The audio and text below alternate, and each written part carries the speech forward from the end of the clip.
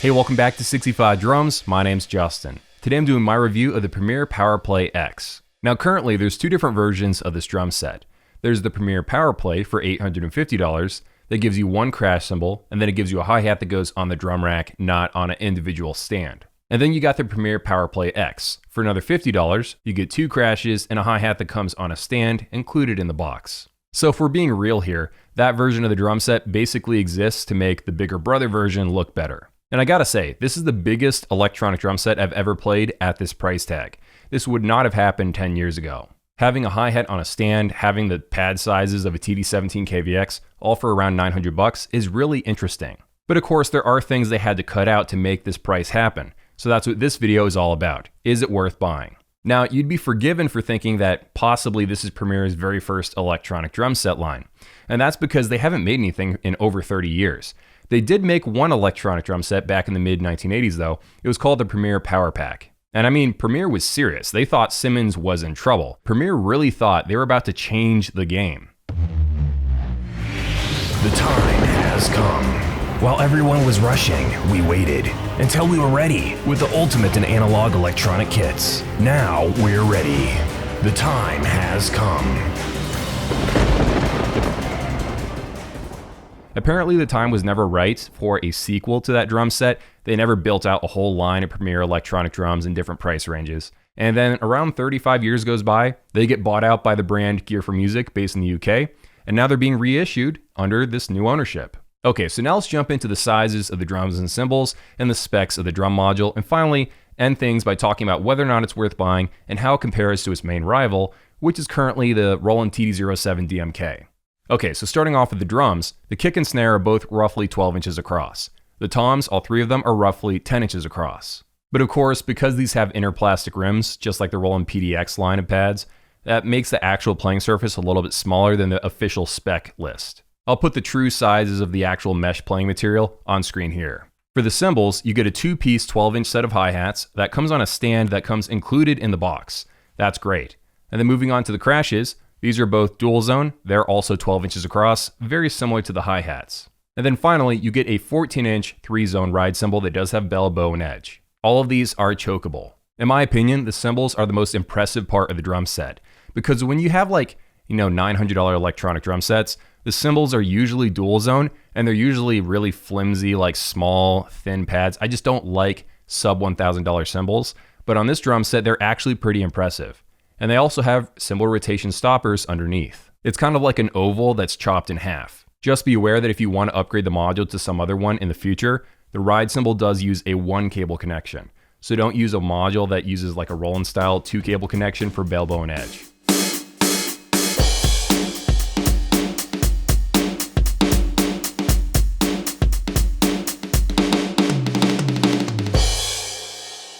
You know, lately, I've had to assemble some very irritating to put together drum racks.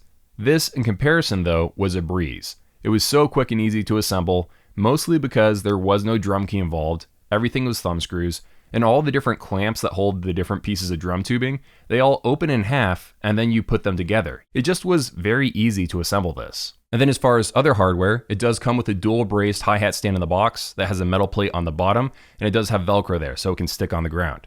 And it also comes with a free kick drum pedal in the box that has a metal plate on the bottom. It's very, very heavy. And the way you attach it to kick drum pedals is kind of like a DW5000 pedal where it's on the side. So it's very easy and quick to attach it and detach it from any component. I will say though, I don't like the kick drum beater in the box. It's very lightweight.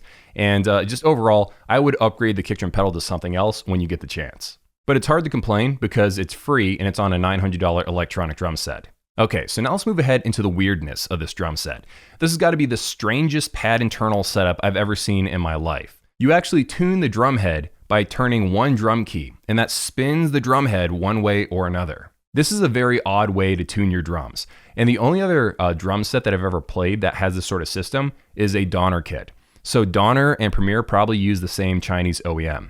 Now, of course, I had to see how this worked. I tried to detune the drum head all the way with a drum key drill bit, and it turns out that it doesn't really do anything. You can loosen the drum head all the way, and then you can't really remove it. You have to remove the rubber rim that goes around it. But you can't remove the rubber rim because it's kind of screwed in place. So you have to flip the pad upside down and then get a screwdriver set and then remove these screws, and then you can remove the drum head. Once you look on the inside, you see that the entire drum head assembly is basically a giant set of gears. So the drum head is a piece of maybe 2-ply mesh, and then there's a bunch of notches that go all the way around the edge of this plastic inner rim. And then where you turn the drum key, that's a smaller gear that goes into the teeth of the drum head. So it's kind of like the insides of a clock. This has pros and cons. On the one hand, you can tune it up or detune it within like 2 turns of a drum key. It's incredibly quick and convenient in that very narrow and specific way. It might have also saved them money on the manufacturing side. It is very innovative, out of the box thinking. The problem is, I wish they had that innovative thought and then not followed up on it. This pad design comes with 3 big disadvantages. If the 2-ply mesh head rips at some point, you can't just replace it with any old 12-inch mesh head you find on eBay. It has to be the exact right kind or it won't work. Also, because this doesn't use legit metal tension rods, that limits how tight I can tune the mesh head. When I turn the drum key past a certain point, I hit this resistance that I'm just afraid to push past because I could break the plastic gears. And then finally, I noticed the snare drum detunes really quickly. Having to tighten it over and over again was starting to drive me a bit nuts.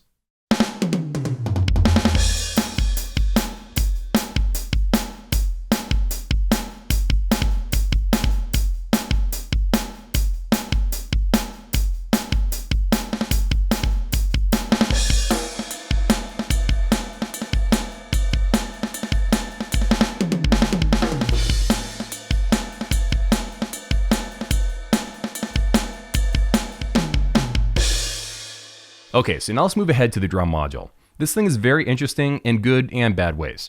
So on the front of the module, you get a very large screen with decently large text, so that's great.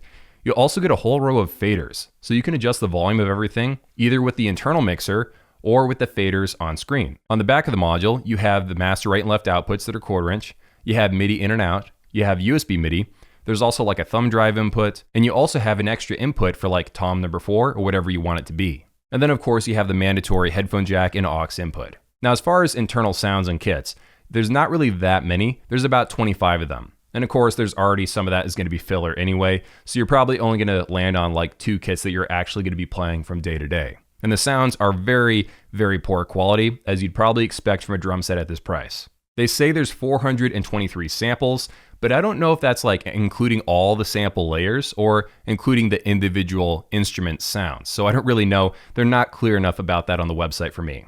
Now, as far as sound editing, it's not as high end as something like the Roland TD-07 module, but you do get the ability to tune your drums up and down. You get the ability to EQ your drums. And also, you have like a pretty in-depth reverb section. Now, I do need to warn you, some of the preset kits have a very cheesy reverb preset that gives a lot of sound artifacts to the drums. But then other kits, they use a little bit more of a natural sound, and you do get a lot of different adjustments to have like virtual rooms and different adjustments over those individual virtual rooms. But obviously, these sounds are not very good, and you can't save them by EQing them this way or that. So really, you're gonna wanna hook this up to your computer like I did, and then trigger sounds from a drum plugin.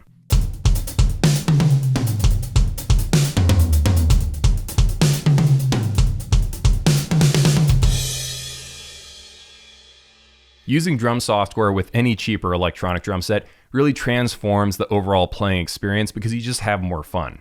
Okay, so now I need to share a problem that I had with my kick drum for a while, which mysteriously fixed itself and I don't know what happened. Sometimes I would do a big fill and then hit 2 crash cymbals at the same time while hitting my kick drum. And sometimes the kick drum just seemingly would not trigger.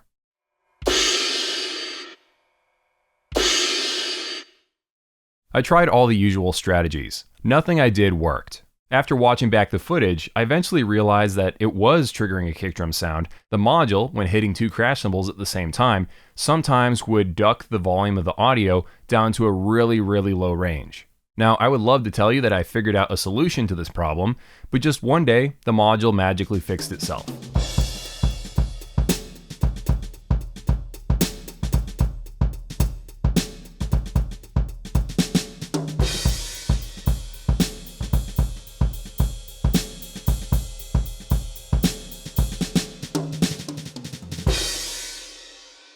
Okay, so I've talked about little individual pieces of the drum set, but now let's pull back and talk about the kit as a whole and whether or not it's worth buying against its like main rival, which would probably be the TD-07 DMK. I feel like Premier's biggest strength is how big the drum set is. The sizes are very similar to like a TD17 KVX, but at the price tag of a TD07 DMK.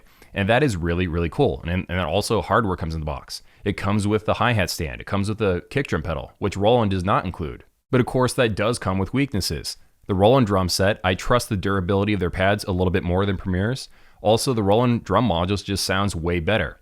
And also, the Roland drum set as a whole will have better resale value. If you're buying this for your kid and they're going to play it for a couple of years and then they're going to upgrade to something else, you'll get more by reselling the Roland drum set than the Premier drum set. And also, you can get the tension of the Roland drum set snare a little bit higher than what the Premier drum set can do. And also, the triggering of the Roland drum set is going to be better as well. Taken as a whole, I do think the Roland drum set is the stronger overall option. It does not look as cool on paper, it does not look as flashy, but it's an overall more evolved product. They've just been around a whole lot longer than Premier has. But of course, that's just my 2 cents. Now you know what I think about it, go make your own decision. By the way, huge shout out to Max Drum Supply for helping make this video possible. This is not a sponsored video or anything like that. It's just an online drum store in the United States I'd never heard of. They said, hey, we got this Premier drum set in stock. We'd like you to do a review of it. Would you like to borrow the drum set for a couple of months to make a video? And I said, sure. And that's the video. Thank you so much for watching all the way to the end. I really appreciate it. Also, big shout out to the people on Patreon who help make these videos possible.